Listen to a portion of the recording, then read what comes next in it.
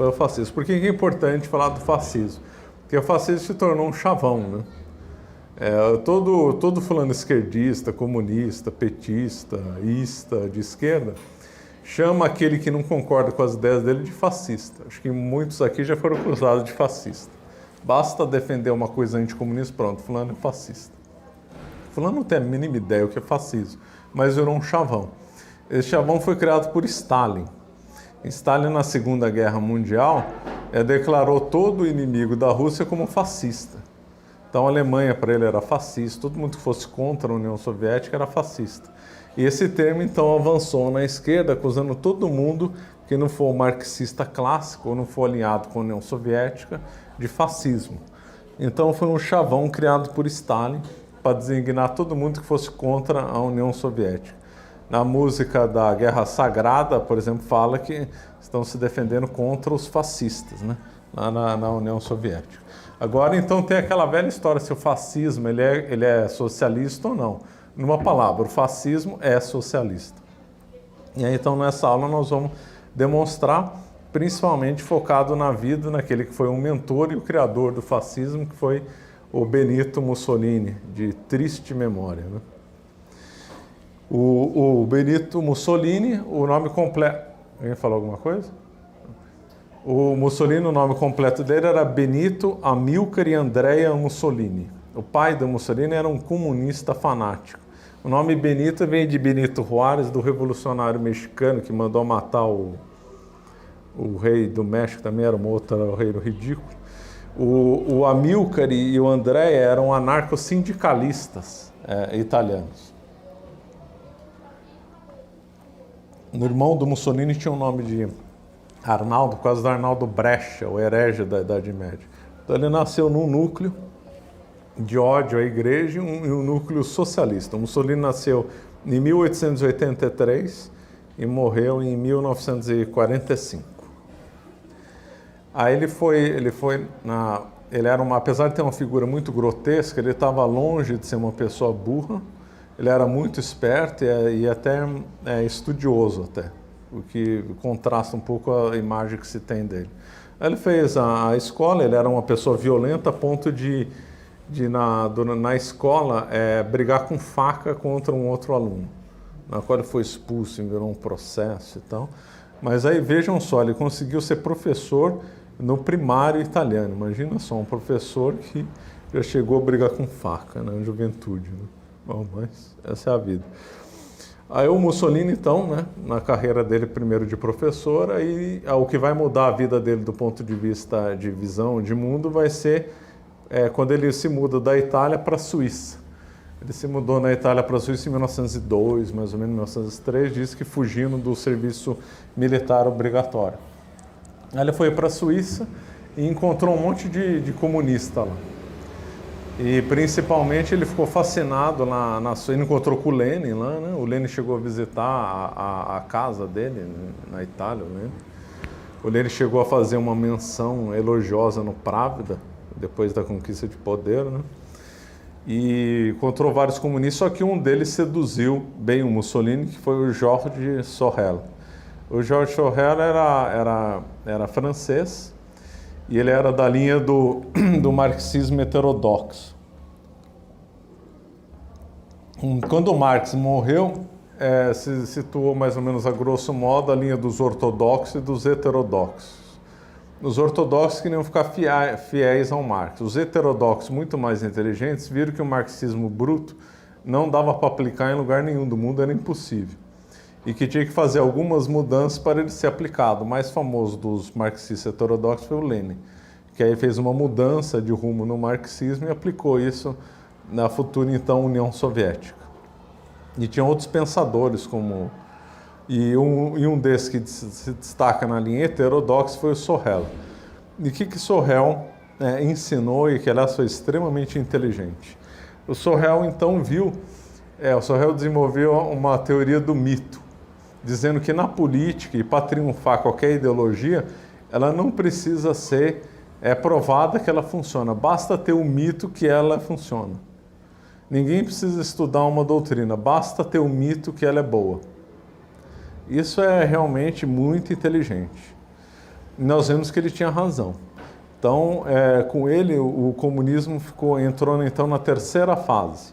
O comunismo primeiro foi um comunismo romântico, né, bem do francês, do Proudhon, Saint-Simon, chamado de socialismo utópico, também romântico. Depois nós temos o socialismo científico e depois o socialismo mitificado do Sorrel, que é o que nós temos no mundo. Hoje você vê quem defende Marx, quem defende Lenin, não tem a mínima ideia do que seja Marx e Lenin. Eles criaram um mito na cabeça e seguem esse mito.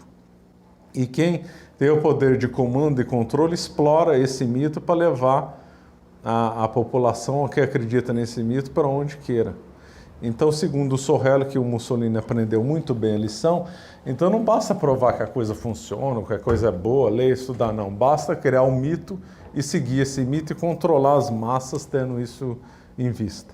Outra coisa que o Mussolini aprendeu do Sorrel foi a violência. Segundo o Sorrel, não dá para implementar uma revolução socialista pela via pacífica, tem que ser pela violência. E aí tinha um grupo de franceses, né, adeptos do Sorrel, que partiu para a violência lá na França mesmo. E o Mussolini ficou fascinado, então, com essas ideias de violência e com a ideia do mito. Mussolini ia dizer depois que o Sorrel foi a pessoa que mais influenciou ele na vida,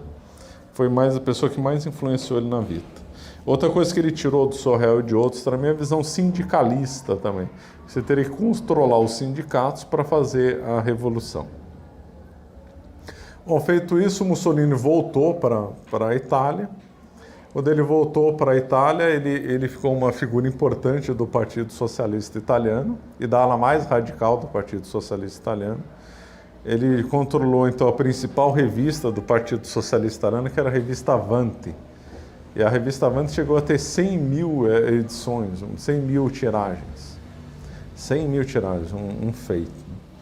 Só que durante a Primeira Guerra Mundial, o Mussolini se desentendeu com os socialistas. E aí que vão ensinar erradamente por aí, que aí o Mussolini teria abandonado o socialismo. Não é. É porque durante a Primeira Guerra Mundial, o marxismo e o socialismo também teve um racha de outra ordem. O racha entre os nacionalistas e os internacionalistas. O lado mais clássico dizia que a revolução tinha que ser mundial. E um outro lado defendia o socialismo num país. Que essa era a visão do Hitler, essa é a visão do Mussolini e a visão do Lenin. Então, por causa desse racha, dessa visão de mundo que o Mussolini defendeu, que tinha que ser nacionalista, ele brigou com a corrente do socialismo, que defendia, então, uma visão internacionalista. E dizia que na Primeira Guerra Mundial essas teses foi provada verdadeira, porque os proletários não se uniram contra os burgueses na Primeira Guerra Mundial. Cada nação lutou pela nação. O Marx imaginava, ou os marxistas imaginavam, Marx já estava morto, os marxistas imaginavam que a Primeira Guerra Mundial, os operários iam lutar contra os patrões. E o que se viu não foi isso, foi luta entre nações. E operários e patrões do mesmo lado. Então isso daí também criou um racha no socialismo mundial, e o Mussolini foi para o lado nacionalista, aí ele brigou. Ele chegou a dizer que ele não era contra o Marx pelo Marx ser socialista, ele era contra o Marx, que o Marx era internacionalista, e ele era nacionalista. Aí ele brigou com o Partido Socialista, saiu e fundou uma outra revista também socialista, chamada... como é que chamava? Bom, uma outra chamava Partido Popular, alguma coisa assim. Que era uma outra revista também igualmente socialista. E aí ele criou, em 1919, o movimento fascista. Em 1919 ele criou. E de onde vem o nome fascista? O nome fascista vem do italiano fasci, que significa feixes. De onde ele tirou essa ideia? Porque os lictores romanos eram uma mistura de guarda-costas de magistrados e executores de sentença. E eles andavam com uma machadinha em volta em varinhas, né? E aí o Mussolini, como era um saudosista do Império Romano, imagina só, ele queria reviver os dias gloriosos do Império Romano. Então ele adotou como símbolo o símbolo dos lictores, que é um feixe de varas que envolve uma machadinha. Então daí o nome fascismo. Os professores mais antigos aqui do Brasil se referiam não a fascismo, mas sim fascismo, para ser fiel ao termo faixa e fascismo. Mas hoje em dia parece que agora aqui no Brasil cai em desuso usar o termo fascismo e ficamos só com o fascismo. Bom, mas essa é a origem do nome. Primeiro foi um movimento e depois se tornou um partido. Era um movimento violento que usava o manganelo, que era um bastão, né? Um porrete, no qual as hostes fascistas, chamadas de camisas negras, provavelmente inspirado nas camisas vermelhas do Garibaldi, um dos que fez a unificação italiana. Então eles andavam todos de camisa negra com manganelo na mão, e aí quem desobedecia levava paulada na cabeça, era assim que funcionava. E também davam paulada na cabeça e davam óleo de rícino para a pessoa. O Rogério pode explicar o que causa óleo de rícino na pessoa. A pessoa vai sentir uma dor de estômago brutal e vai passar bem mal. Então eram essas duas técnicas, o manganelo e o óleo de rícino para todos os opositores. Aí diziam que os camisas negras brigavam muito contra os socialistas. Brigavam, mas também brigavam contra os católicos também. Católico lá nessa época corria um grande risco de apanhar. Ou seja, ele tinha aquela visão, todo mundo que não fosse contra ele tinha que apanhar. Então ele fez uma grande pressão de força, né, de violência. Nesse tempo ele escreveu um livro muito curioso, escreveu uma biografia de Jean Hus, ou João Hus, né, traduzido para o português, que é aquele herege no finalzinho da Idade Média que muito inspirou Lutero. O Mussolini era um grande fã do Jean Hus. O Mussolini chegava a se dizer, eu sou um herege sincero, inspirado no Jean Hus.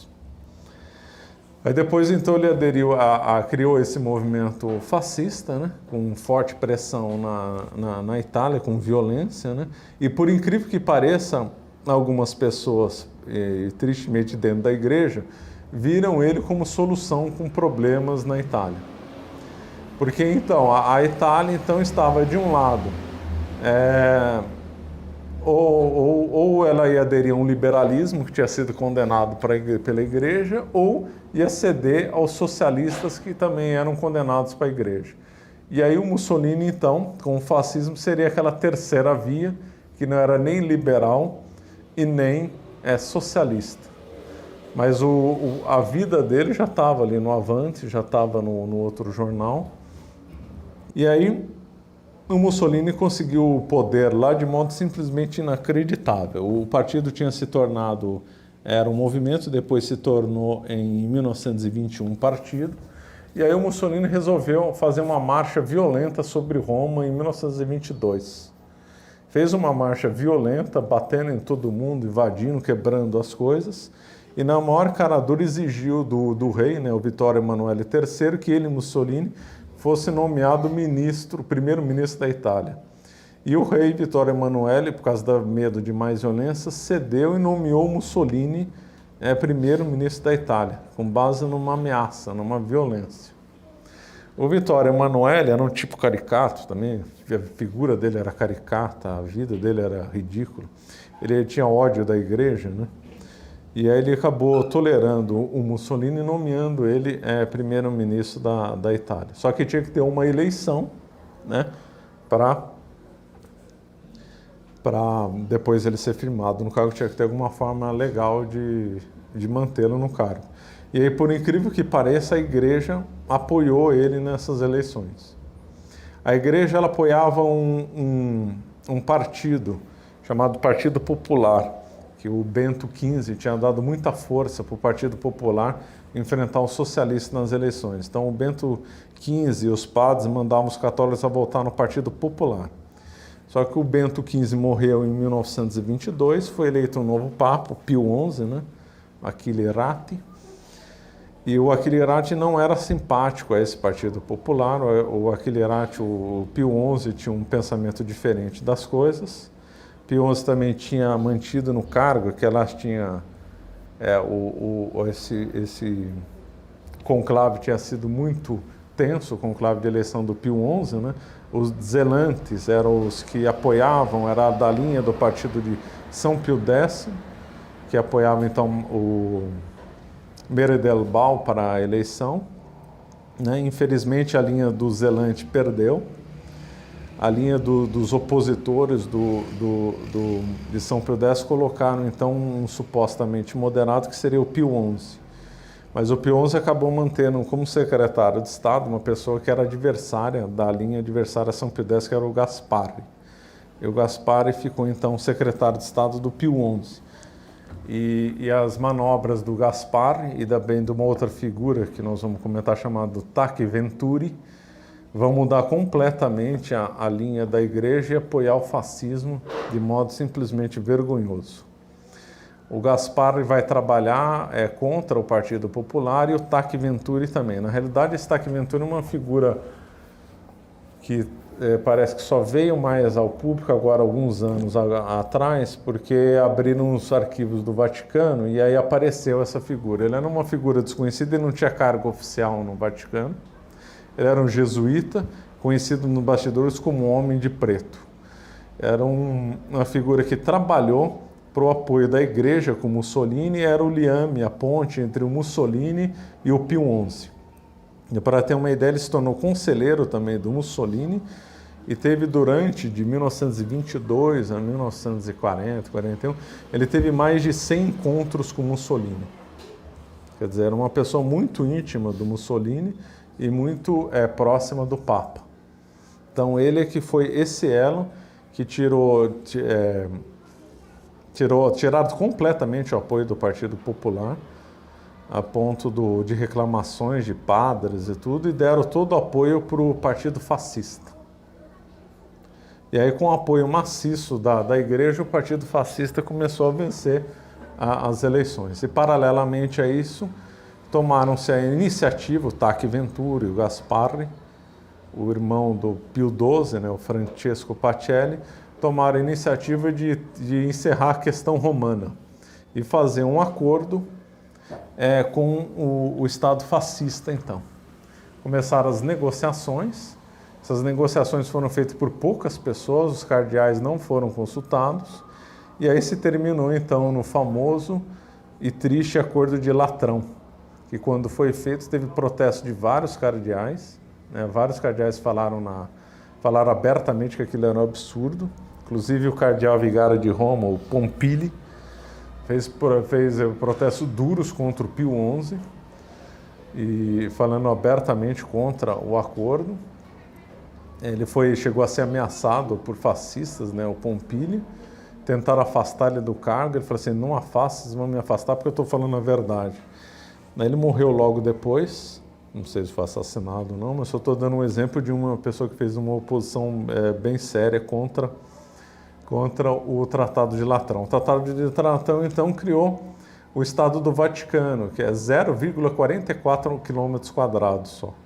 A Itália, não lembro o tamanho dos territórios papais na Itália, talvez seria o que? Um quarto? A Itália tem mais ou menos 300 mil km², talvez um quarto, um quinto, uns 60, 70 mil km², talvez tenham sido os estados papais imediatamente antes da unificação italiana. Ficaram com 0,44 km², quer dizer, um bairro dentro de Roma, né? Quer dizer, uma coisa completamente absurda. E o tratado foi assinado, né?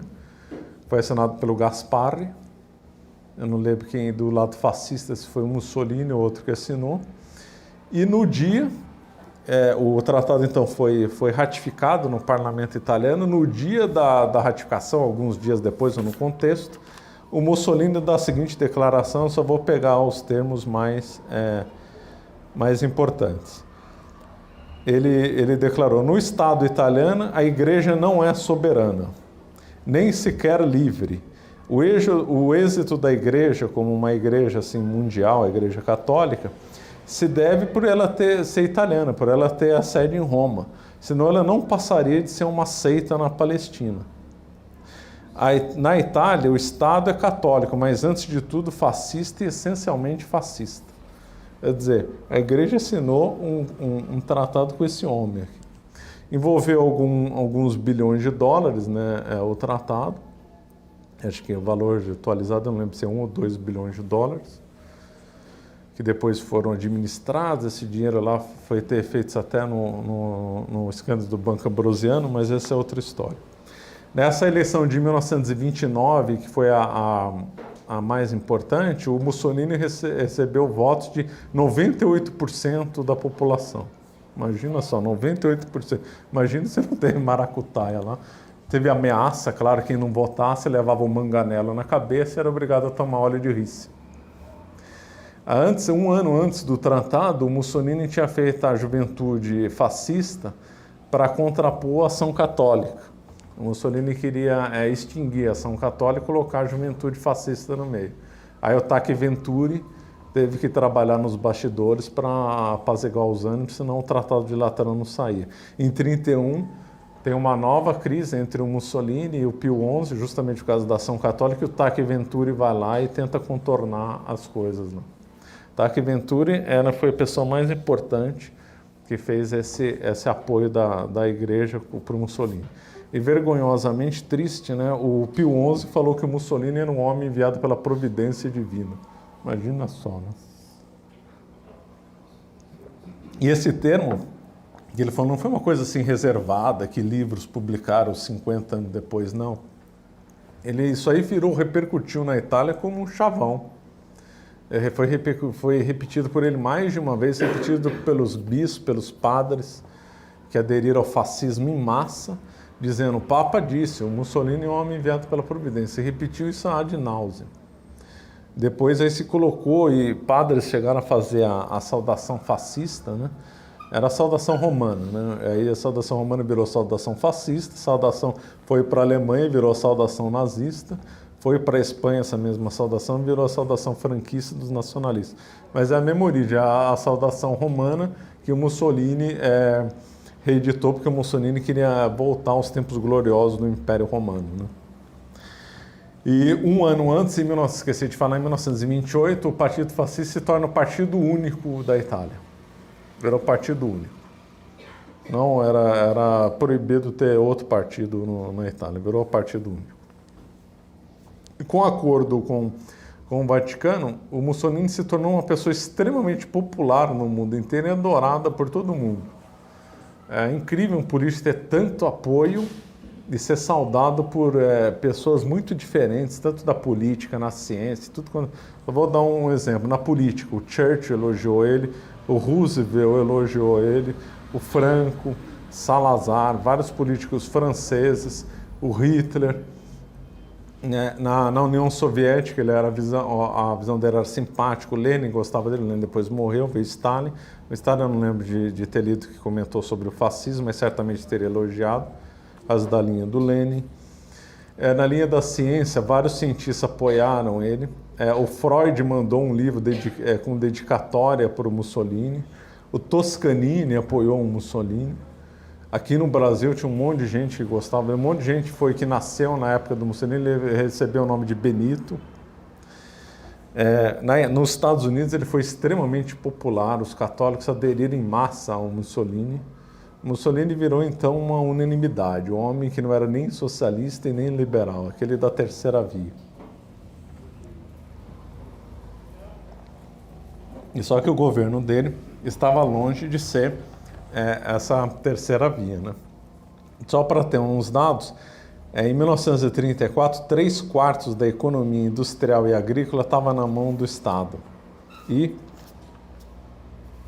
o Estado controlava mais de 4/5 da frota mercante e construção naval, 3/4 dos lingotes, né, de ferro e metade do aço. Os capitalistas que não aderissem ao fascismo levavam manganelo na cabeça ou tinham a propriedade expropriada. Vamos ver também como é que era o programa do partido fascista. Isso antes dele tomar poder, né? Só pegar alguns trechos. Repúdio aos títulos de nobreza. Como o Mussolini era socialista, é lógico que ele tinha horror à igreja e aos títulos de nobreza. Outra, forçar os donos de terra a cultivar suas propriedades ou tê-las expropriadas. obrigação do Estado de criar escolas rigidamente seculares, imposto fortemente progressivo sobre o capital, que corresponda a uma expropriação parcial, tomada de todos os bens que pertencem a congregações religiosas e abolição de receitas episcopais, nacionalização de todas as indústrias de armas. Esse aí é o Mussolini que dizem que fez um grande bem para a igreja e que não era socialista. E diz um economista, que agora me foge o nome, depois eu posso pôr nos comentários, que em 1939 a Itália só perdia para a União Soviética em economia estatizada. Ele também foi no governo do Mussolini que foi feita a Carta del Lavoro, né, que gerou a nossa famigerada CLT, que é uma carta totalmente socializante, né, que regula as relações de trabalho. Ele também obrigou a língua italiana moderna deriva do toscano, deriva do que era falado em Florença, que era o grande centro intelectual da Itália. Então, o italiano moderno é uma língua derivada do que se falava em Florença. Só que a maior parte esmagadora da população da Itália não falava esse italiano, só era uma elite culta que falava. As pessoas falavam suas línguas locais. Do Vêneto falava o Vêneto, falava o ligurês, na Ligúria, as línguas do sul da Itália. E o Mussolini obrigou todo mundo a falar italiano. Não podia ser escrito nada fora do italiano, todo professor tinha que dar aula em italiano. Quem não desse italiano recebia um manganelo na cabeça e óleo de rice. Era assim que funcionava lá na Itália, essa democracia maravilhosa lá. Bom, e como todo o projeto dele socialista, lógico que levou a Itália numa crise econômica, e em 1935 a Itália já estava numa crise econômica, ele invade a Etiópia, né, como um meio de contrabalançar e ganhar alguma popularidade. E aí quando ele invadiu a Etiópia, aí teve um movimento milenarista na Itália, um movimento utópico, dizendo, não, Mussolini tem razão, vamos voltar à época do Império Romano, a Itália vai voltar a dominar todo o Mediterrâneo. Sério, havia esses delírios lá, né? Mussolini se auto-intitulava, tinha um título ridículo, ele se auto-intitulou que era fundador do Império. Nossa. Ele era uma figura realmente triste mesmo.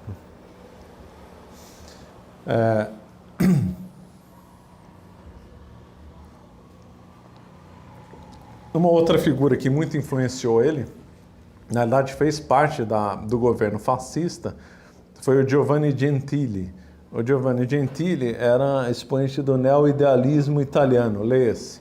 Ele era um hegeliano fanático e também socialista também. Então ele fez um livro muito importante relacionando o marxismo com Hegel. Lógico, o Marx é um hegeliano. Ele fazendo uma ponte lá, esse livro foi lido pelo Lenin, o Lenin elogiou muito o livro do Giovanni Gentili. Então o Giovanni Gentili era um hegeliano socialista fanático. E o Giovanni Gentili foi o ministro da Educação na Itália, imagina só.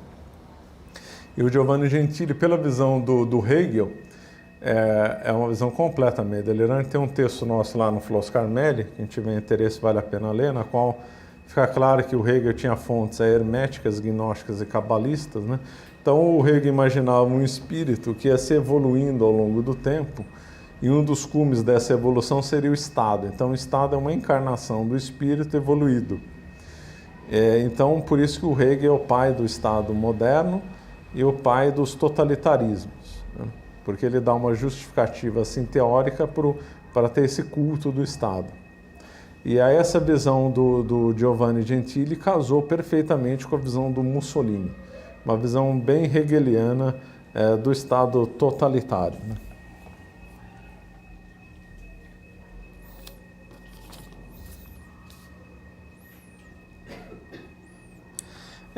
Moralmente o Mussolini era péssimo, né? Ele casou com a Rachele Mussolini, né? Mas ele tinha várias amantes.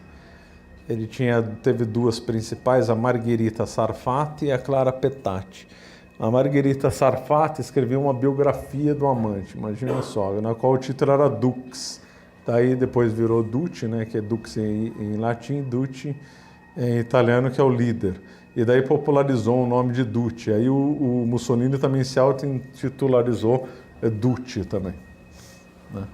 Aí poderiam pensar, e o rei nessa história? Pois é, por isso que o rei Vittorio Emanuele III era uma figura caricata, porque ele deixou o Mussolini dominar tudo. Durante a ditadura do Mussolini, a Itália era um reino, formalmente com o rei Vittorio Emanuele III lá e tal. Eles se reuniam toda terça e quinta, um odiava o outro e só concordavam num ponto, o ódio à Igreja Católica, né? O Vittorio Emanuele III só teve um encontro com o Papa e o Mussolini só teve um encontro com o Papa só. Todas as tramas da igreja com outra foi com a triste figura do Tachi Venturi. Bom, voltando lá com a Margherita Sarfatti, a Margherita Sarfatti era tão popular na Itália, era amante, hein? Que ela chegou, e no mundo até, ela chegou a ser recebida na Casa Branca pelo Roosevelt. Aí depois o Mussolini briga com ela e arranja uma outra amante chamada Clara Petacci, que vai ficar com ele até a morte. O pai da Clara Petacci era médico do Pio XI. Daí que vem aquela suspeita de assassinato do Pio XI, né? Porque ele era ali. E o Pio XI em relação ao fascismo? Bom, aí também depende muito da psique, do jeito. O Pio XI foi um papa muito reservado. Para ter uma ideia, ele não gostava de se deixar fotografar com ninguém, só fotografado sozinho. E ele jantava sozinho. Ele não gostava de jantar com ninguém. Ele jantava sozinho. Ele era um papa bem autoritário. Quando ele tinha uma ideia, era uma ideia bem firme. Mas, infelizmente, teve todas essas manobras do Tachi Venturi que ele acabou cedendo ou deixou a coisa correr na mão dele. O Pio XI não era... principalmente por final, ele ficou muito contra o Mussolini. Ele viu que o Mussolini só tinha enganado ele.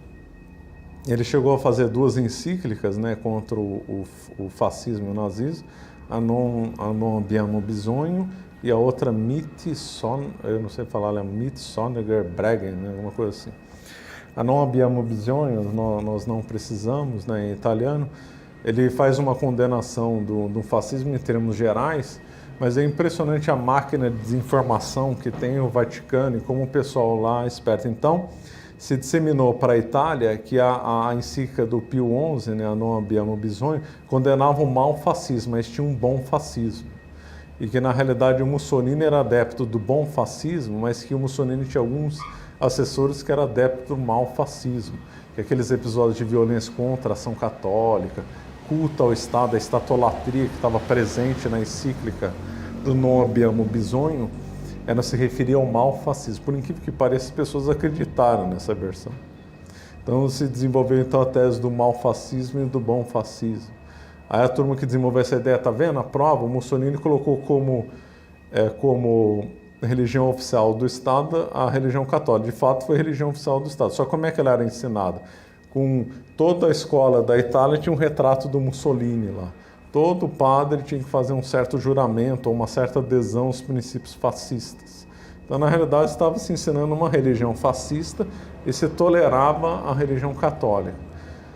O Mussolini também odiava a igreja, né? Não gostava do Pio XI e só tolerou, ele só cedeu porque senão não tinha outro meio. Porque a Itália naquela época era majoritariamente, ou melhor, até hoje mas na época a religião era mais séria. Então não dava para ele ter um governo com tanto apoio se ele não fizesse concessões à igreja. Mas essas concessões sempre foram feitas sempre com má vontade. Ele avançava um pouco, quando ele via que avançou mais, o Tachi Venturi pedia para ele voltar um pouco mais, né? Aí então o Mussolini então foi muito popular. Em 1939, o Papa Pio XI morre em condições meio estranhas, né, que geram suspeitos sobre um assassinato dele, mas não tem nada provado nesse sentido. É eleito então o Eugenio Pacelli, que já era secretário de Estado, mas o Eugenio Pacelli, enquanto secretário de Estado, não tinha essa importância que teve o Tachi Venturi nessa ponte. E aí, com o Eugenio Pacelli, a política do Vaticano deu uma guinada, o Tachi Venturi começou a perder prestígio, só que aí as sucessões dos eventos na Europa acabam levando o Papa a outras preocupações que não o fascismo. Me refiro, claro, à Segunda Guerra Mundial, que eclodiu em 1939. E como é que foi a Itália em relação à Segunda Guerra? A Itália entre 35 e 39, a Alemanha, a França e a Inglaterra fizeram forte pressão diplomática, cada um no seu lado, para pegar a Itália como aliada. Então, a França e a Inglaterra queriam que ele ficasse contra, ou pelo menos neutro, em relação ao nazismo. Dentro da Itália, mesmo entre a cúpula fascista, era muito dividida a questão entre os germanófilos, né, e os contra a Alemanha. Mas aí o Hitler visitou, né, Roma, né, teve um encontro com ele com o Mussolini, e quando o Hitler visitou Mussolini, o Papa Pio XI fez questão de sair de Roma. Em Pio XI, acho que ele saiu de Roma 2 ou 3 vezes só durante todo o pontificado dele. Uma dessas de Roma ele saiu uma vez só, se não me engano, e dos palácios do Vaticano ele saiu outras 2 vezes só. Ele fez questão de sair para não ficar longe do Hitler que ele odiava, né? E o Hitler e o Mussolini tiveram um encontro patético, por quê? Porque o Mussolini achava que falava fluente alemão. Ele tinha estudado alemão e achava que era fluente, então ele dispensou tradutores. Ele teve encontro com o Hitler sem tradutor. E aí o Hitler achou que ele tinha entendido e o Mussolini, para não fazer de que não tinha entendido, falou que tinha entendido tudo, não tinha entendido nada.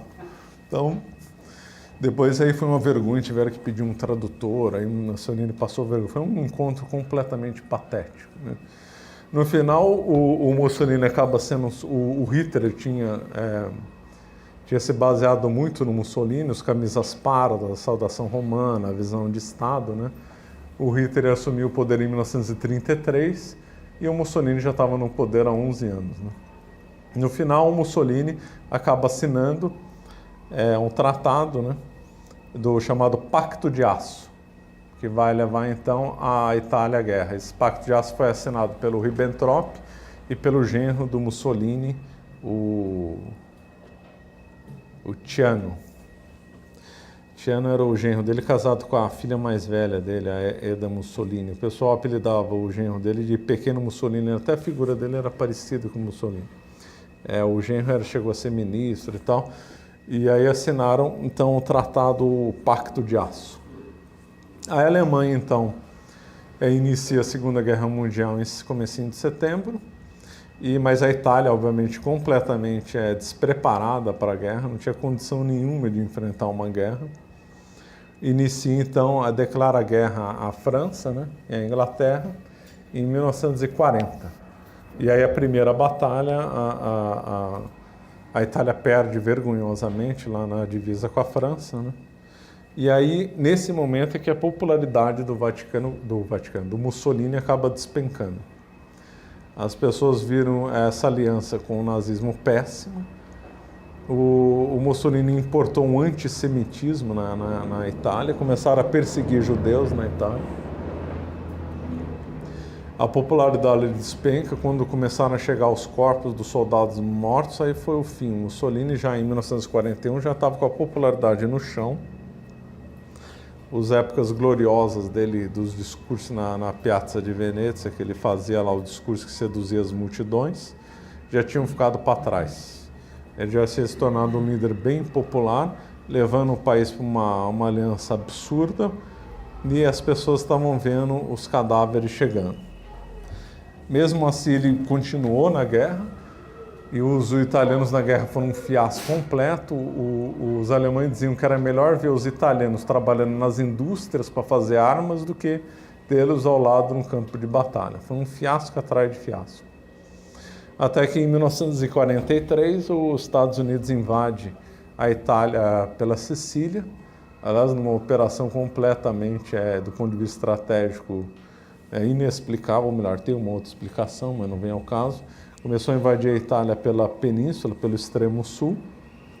Nesse momento, a cúpula fascista, articulada com o Vittorio Emanuele III, resolve dar um golpe no Mussolini. Um golpe de Estado.